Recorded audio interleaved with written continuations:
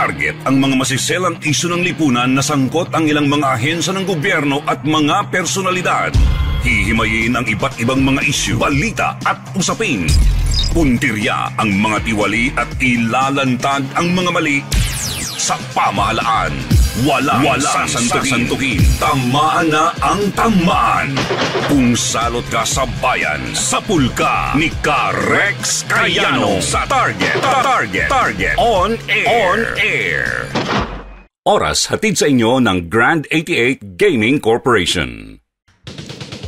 Anong mga batas ang kailangan ng taong bayan? Anong mga proyekto ang nakapila para sa distritong kanilang nasasakupan? Ang mga kasagutan sa inyo sa House Represent dito sa Target On Air. Ito ating kausapin, si Anak Kalusugan Party List, Congressman Ray Reyes. Kong, magandang hapon po. Rex, magandang hapon po at magandang hapon sa lahat ng ating mga tagapakinig. Batay ho Kong dun ho sa datos ng Department of Health, masasabi ba nating alarming na ho yung bilang ng mga Pinoy na nakakaranas ho ng problema ho sa pag-iisip, Congressman? Rex, I think na the numbers speak for themselves, no? Apa. Na close or more over 3 million na po talaga yung are suffering from already mental health disorders. At tandaan niyo po, ito lang po yung mga either that diagnosed or na-identify or have expressed that they have possible na mental health disorder. So sigurado po ako marami pa dyan ng undiagnosed or unidentified. Kaya sobrang critical na po at urgent na po itong House Bill 3.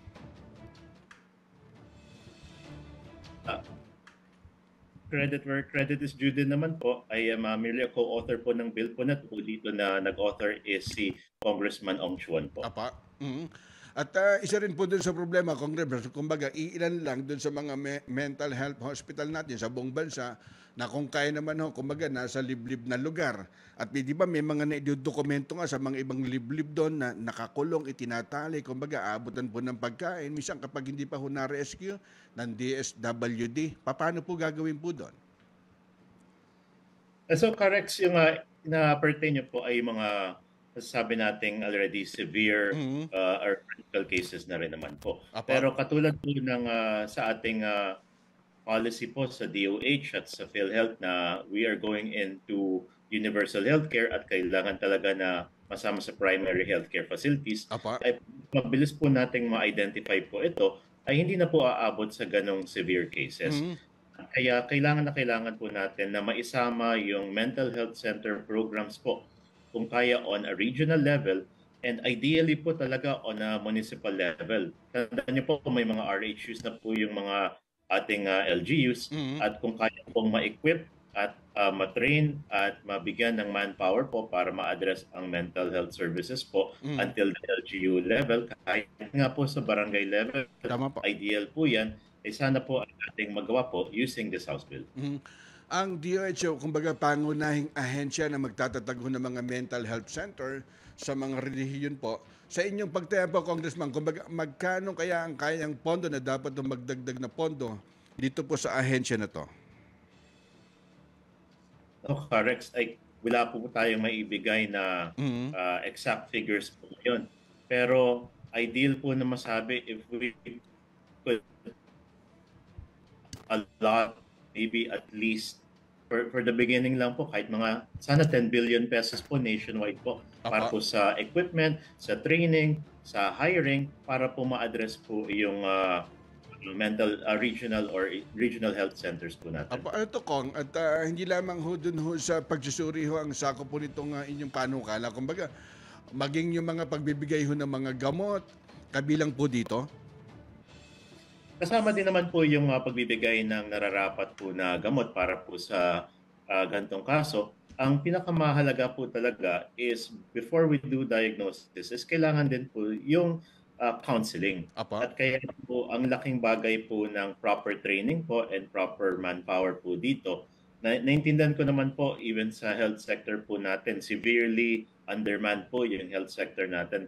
So kami po sa Kongreso, we are closely working po with the DOH saka yung Professional Regulatory Commission po para makagawa po tayo kagad ng immediate stopgap measures na kung pwede yung mga trainees po could already be assigned or placed dito po sa mga centers po na to where they could gain the valuable experience po nila, and then they could be reporting already to licensed personnel. So that way, mabigay po kagad natin yung mga immediate needs po ng ating taong bayan. Apo, at kumbaga kasalukuyan mo ito, Kong Ray, na nakapending sa House Committee on Health at pinamumunan din ni Kong Gato Jr. Ano po to? Meron po bang naka-schedule kumbaga dito sa pagdinig po dito, Congressman? Correct. I am happy to report naman po na sa aming natalakay. Apa. At we could be rest assured po that we've already tackled this sa committee level po. At lalabas na po ito sa plenary level very soon para po maibigay po natin sa Senado. I believe po that this current administration is very responsive po ngayon na they are very particular po sa pagbibigay ng health services. So kasama po yung mental health services.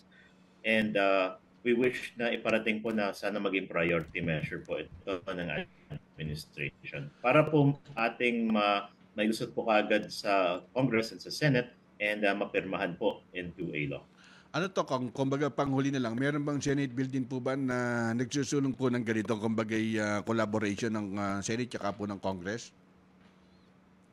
Alam ko po Rex, meron po tayong Senate bill. Hindi ko lang po alam yung particular Senate bill number po nito. Pero yung kapwa senators po natin, ang ating mga kasampo sa Senate have already identified po at alam naman po nila na ito po ay isang urgent matter. So may counterpart bill na rin po ito para mapabilis po yung ating pagtalakay at mabilis po yung proseso para maging batas na po ito. Apo, kami nagpapasalamat po Congressman Ray Reyes ng Anak Kalusugan Party List. Ang ingat po palagi.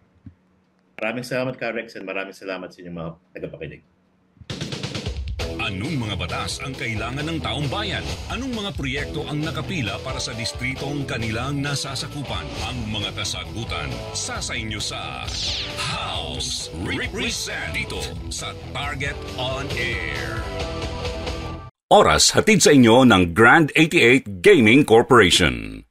Sumainyo ang isa na namang makabuluhang edisyon ng Target On Air. Kasama si Rex Kayanong. Abangan muli bukas alas 3 hanggang alas 4 ng hapon. Kung salot ka sa bayan, ikaw ang isusunod ni Rex Kayanong na Target On Air. Nangunguna sa balita, impormasyon, musika, komentaryo at serbisyo publiko. Ito ang DZME 1530. Una sa kanan, ang himpilang may paninindigan.